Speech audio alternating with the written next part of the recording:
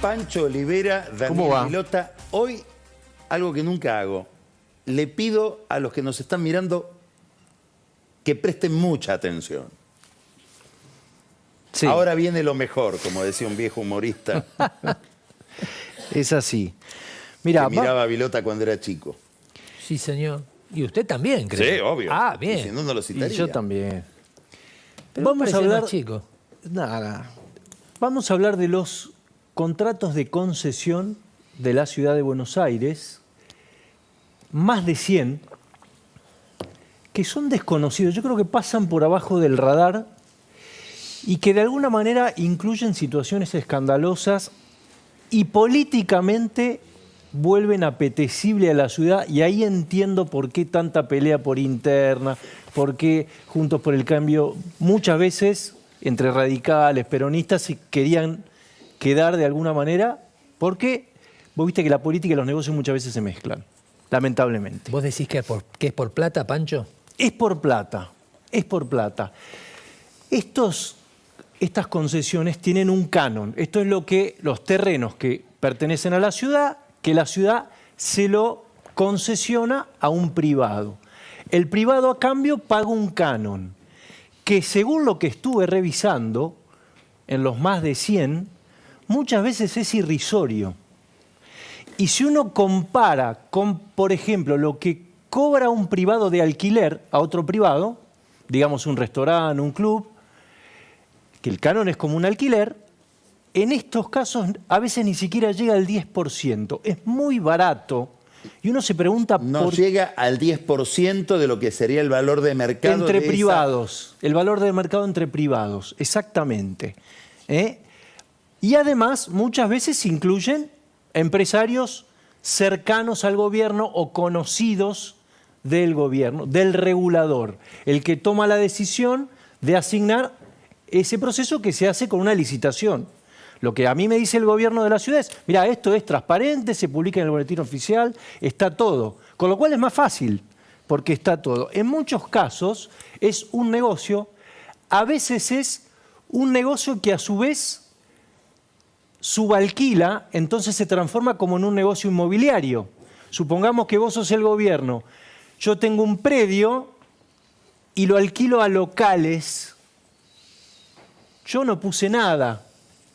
Vos me lo diste, gané la licitación sin poner nada, abro alquileres y soy como una especie de intermediario. Sí. ¿Se entiende? Bueno. ¿Y esos alquileres también los cobrás tan baratos como los que vos le pagás al gobierno? No, ahí es entre privados. Ah. Muy interesante. Mirá, ¿qué es lo que dice? El famoso Estado bobo. Claro, ahora vamos a ver algunos... Y funcionario vivo. Claro. Vamos a ver algunos ejemplos. ¿Qué es lo que me dice a mí el gobierno? A nosotros el canon no nos importa tanto como la inversión. Que el empresario invierta y deje la infraestructura para la ciudad, que en muchos casos a veces tiene hasta una obligación de ceder espacio público, 65%. Hay un montón de proyectos. Pero bueno, elegí uno que creo que es emblemático, que es el mercado de los carruajes. No sé si fueron...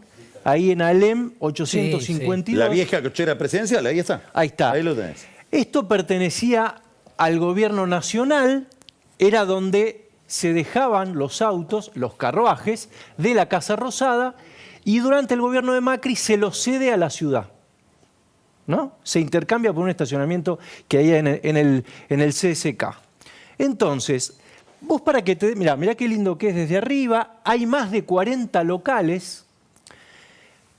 Un negocio, para comparar, a ver, hoy, un local de 200 metros cuadrados sobre Libertador en Palermo, de privado a privado, sale no menos de $10.000. Sí. No menos, a veces hasta 15.000. ¿Sabés cuánto es este canon? No. 1.500. ¿Dólares? Por mes, es decir, exactamente... O sea, paga lo que sería el 10%. Pero pará, yo te dije un local de 200 metros. Sí, por eso. ¿Sabés cuánto tiene este? No. 4.200. O sea que el metro cuadrado... Y tengo que hacer la cuenta, pero es nada. irrisorio. Es nada. Es nada. Es nada. Entonces, Paga por 4.000 metros cuadrados la 10ª parte de lo que en Libertador se pagaría por 200 metros cuadrados. exactamente. Ahora, cuando empieza este negocio, arranca allá por 2016, gobierno de Macri, en 2018 lo concesionan y gana la licitación Mercado de los Carruajes S.A., cuyo presidente es Horacio Osvaldo Blanco. Meses después se incorporan a la sociedad una hija y un sobrino de Nicolás Caputo, director suplente. Cuando yo pregunto en el gobierno de la ciudad, me dicen, no sé, nosotros tratamos con Claro. Horacio Blanco. ¿Caputo? ¿Quién es No Caputo? no nos informaron del cambio de accionistas, cosa que debería ocurrir. Ah, O sea que se enteraron por vos. Se enteraron por mí, exactamente. ¿cómo deben estar? ¿Cómo se deben haber puesto? Ni quiero saber. Mirá, esto es un ejemplo nomás. Es cierto, antes esto era un nido de ratas. No, No podías usar otra No, porque metáfora. hay gente que lo ve Pancho. otra- claro. Pancho. porque hay gente que me dice, ¿qué querés? ¿Que eso siga siendo lo mismo? Mirá qué bien que está. Claro, mirá lo bien que está. No es un negocio. Bueno, por eso. De todos modos, no sé Hay si, que agradecerle. no sé si está haciendo ¿Cómo no todo- les agradecemos lo que hicieron por este lugar que era Escuchá. un nido de ratas? Ahora dejó de ser un nido de ratas. No sé si está haciendo todo lo rentable que esperaron, porque además hay otro tema. Este tipo de concesiones, por ley, no puede ser más de 5 años, salvo que ¿Cuánto ten- le cobran de alquiler a los locales que están adentro? No a lo los sé, pero concesionarios? bastante más. Pero seguramente por ese lado debe ser rentable, digamos, por esto que vos Bueno, decís, ellos ¿no? dicen que no, porque... Bueno, ahora, estamos hablando de la familia Caputo. No sé si te acordás que yo el año pasado volví a hablar de otro negocio en el que estaban amigos de los Caputo, que es la aplicación para el estacionamiento Sí. del teléfono. ¿Te acordás? Una empresa que se llama Mech, que es interesante porque yo hablé con los hijos de Caputo y me decían, nosotros no tenemos nada que ver. Pero en el gobierno de la ciudad te dicen, sí, la empresa de los hijos de Caputo. En realidad son amigos del colegio, son Es decir, la empresa donde los hijos de Caputo dicen que no tiene nada que ver, en el Claro. gobierno de la ciudad la llaman la la empresa, empresa de los hijos de Caputo, exactamente. Un malentendido, seguramente. Se Mirá. hacen daño gratis, digamos, en el gobierno de la ciudad. Algo así. Mech tiene otros negocios, además estamos hablando de los celulares para estacionar. Hay uno debajo de la autopista 25 de Mayo, Pasco 1330, paga 500.000 pesos de canon. Y hay un estacionamiento que por ahí conocen y sin saberlo han ido, que es enorme. Charcas entre Salguero y Coronel Díaz. Son paralelas, pero hay varias cuadras, porque son dos subsuelos de 330 lugares. ¿Sabés cuánto paga de canon? No. 2.200.000 pesos. Es decir, que entre 5 y 6 horas, si saliera 1.000 pesos la hora, no sé, más o menos, a veces está un poquito más, pagan el canon. ¿Y eso que era un nido de ratas también? No, ¿Eh? eso es Cuando un dijo- No, estacionamiento. ¿por qué? Esto era un estacionamiento. Cuando dijo anido, terminé que volviéramos a hablar de lo mismo. Temí Sí, eso. debe sí. haber sido un mega nido de rata para... Atención con los estacionamientos porque son un negocio muy atractivo. No siempre además se puede pagar, a veces te cobran en efectivo, ¿viste? En este no, creo que no. Pero ¿te acordás que el año pasado, cómo empezamos nosotros con esto? Con el acarreo de las grúas, Sí. Sí, claro. que pagaba un canon irrisorio, 55.000 pesos por mes, desde 2014 para acá, nunca actualizado, tanto que se armó un escándalo esa noche. Carrió lo llama a Rodríguez Larreta y le dice, dame de baja ese negocio, y lo estatizan, ¿no? Sí. Bueno, Marcelo Violante, que era dueño de una de esas dos empresas, Dakota, es todavía dueño de 3 estacionamientos en la ciudad de Buenos Aires, por uno de los cuales paga 1.020.000 pesos. Tucumán, 12.001. $1.500. Pregunté en el gobierno de la ciudad y la verdad que no están de acuerdo con que violante esté, porque dicen, tiene una denuncia de la IGJ, estaba en Nos crea un problema. Claro, exactamente. Pero, claro, en realidad él tiene el pliego, lo ganó y dice, a ver... ¿Va con qué? ¿Que cuando dijiste va con ¿Por qué? Porque hay una licitación. Va con el pliego. va Hay con una el Claro. Bueno, hay Claro, un ¿con montón qué de otra cosa cosas. iba a la ir? verdad Deja cosas a medio decir y uno imagina cualquier cosa. Claro, pero ¿con qué otra cosa puede ir? Mirá, puedo meterme en otras, no sé, publicidad, Pepe Albistur, 350.000 pesos, pero a él le cobran 15% de facturación. Publicidad en la vía pública.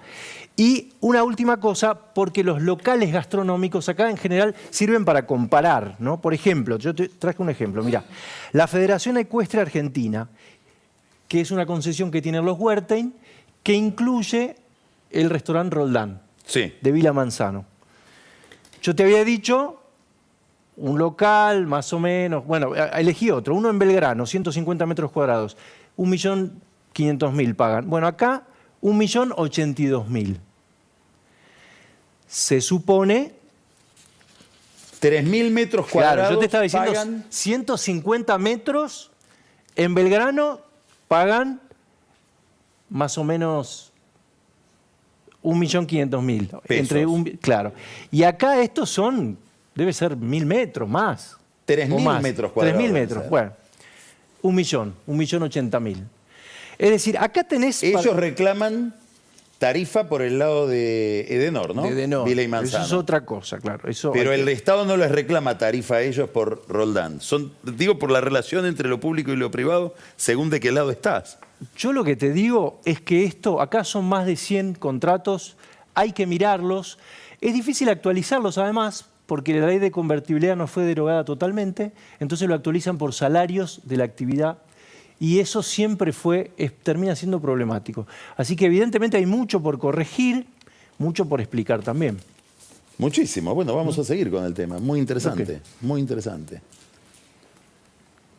Daniel, vamos a una historia más edificante, Mucho más serio. mucho más seria.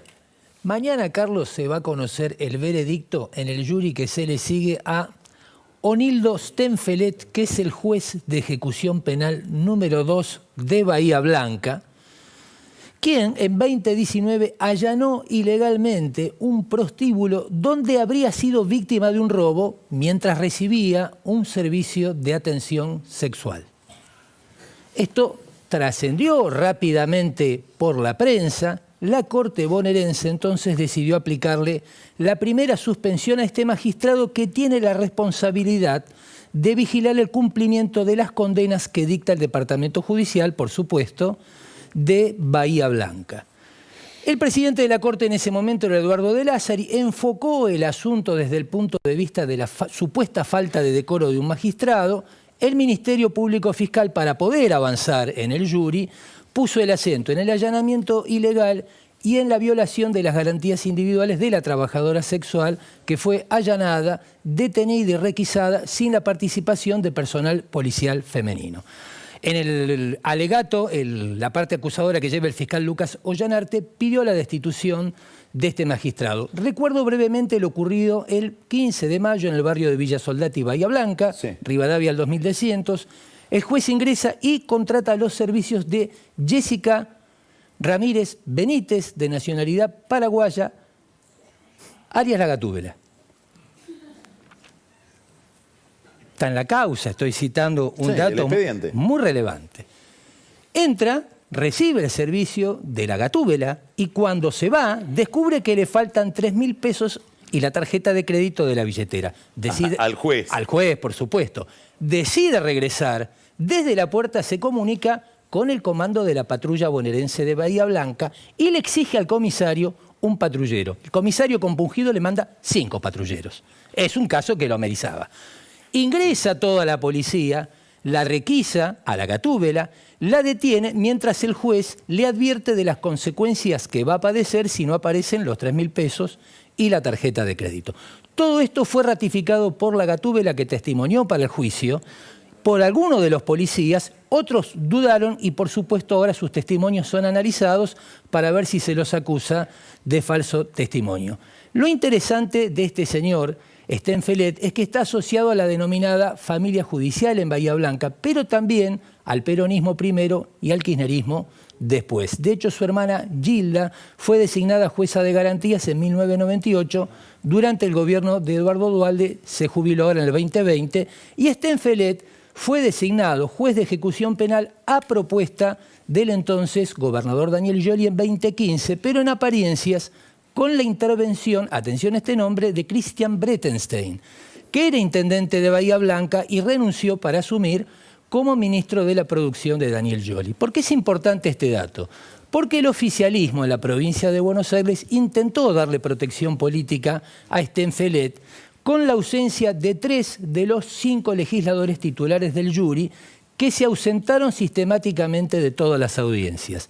Hablamos del diputado Walter Caruso de Juntos, de la diputada Susana González de Unión por la Patria y también de la misma fuerza del senador Paco Durañona. La ausencia del diputado de Juntos tendría que ver con la derrota, además, que sufrió en La Paso. Recordamos que su jefe político es Gustavo Pose, intendente de San Isidro y candidato a vicegobernador de Diego Santil. En cambio, los casos de la diputada González y el senador de Bedia, esa estrategia habría sido coordinada por el intendente de Ensenada, Mario Seco. De la participación de Seco en el caso del prostíbulo y de Gatúbela, 2 teorías. Una oposición sistemática de Seco a todo lo que resuelva la Procuración General Bonaerense que conduce Julio Contegrán. Todo esto a raíz de la causa en la que Seco fue acusado de cohecho, alteración del orden público y resistencia a la autoridad, y de la que fue sobreseído porque prescribió la causa. Es decir, el Tribunal Oral... Estamos hablando del intendente de Ensenada, Mario Seco, un ultracá, el organizador de las cenas mensuales, ahí en Punta Lara, donde concurría lo más granado del kirchnerismo. ¿Cómo quedó sobreseído Seco? Porque el Tribunal Oral Criminal 2 nunca le puso fecha al juicio que fue elevado en el año 2019. En apariencias, Seco negoció su sobreseimiento con Julio Alac, ministro de Justicia bonaerense, como una compensación porque esta diputada González no podía reelegir. González había sido antes secretaria de Seguridad en Ensenada. La otra teoría es más inquietante. Seco habría intervenido para auxiliar a Breitenstein, citado en una causa del 2026 donde se condena a un administrador de Astilleros Río Santiago, Héctor Escabuso. Recordamos que siempre se menciona la enorme influencia de Seco en Astilleros Río Santiago, una empresa en quiebre y deficitaria, no importa cuál sea el gobierno. Ahora la pregunta, ¿el juez recuperó los 3.000 pesos y la tarjeta de crédito? No, pero pudo volver a su juzgado a festejar el cumpleaños. O sea, algo le quedaba de dinero. No sé si las velitas habrá sido una colecta. Pancho, Daniel, muchas gracias por las 2 historias. Bellísimas. Sí, sí. Nos vamos reconfortados. Nos vamos al corte reconfortados. Y recibimos ahora a Ana Iparraguirre, que nos va a contestar esta pregunta. Milei, ¿a quién se parece más? ¿A Trump y Bolsonaro o a Marine Le Pen en su lugar en la política argentina? Y la otra pregunta que se formula Camila Perochena, o se la pregunta a los candidatos: ¿cuándo se jodió la Argentina? La respuesta de cada candidato y su significado. Quédese después para el whisky, porque Carola, además de revelarnos los resultados de la última encuesta, nos va a presentar el nuevo programa que mueve multitudes. Alberto Responde. Y después de Odisea, también quédese, porque en más entrevistas, Luis Novarecio entrevista a Carolina Píparo, la candidata a gobernadora bonaerense de La Libertad Avanza. Ya volvemos.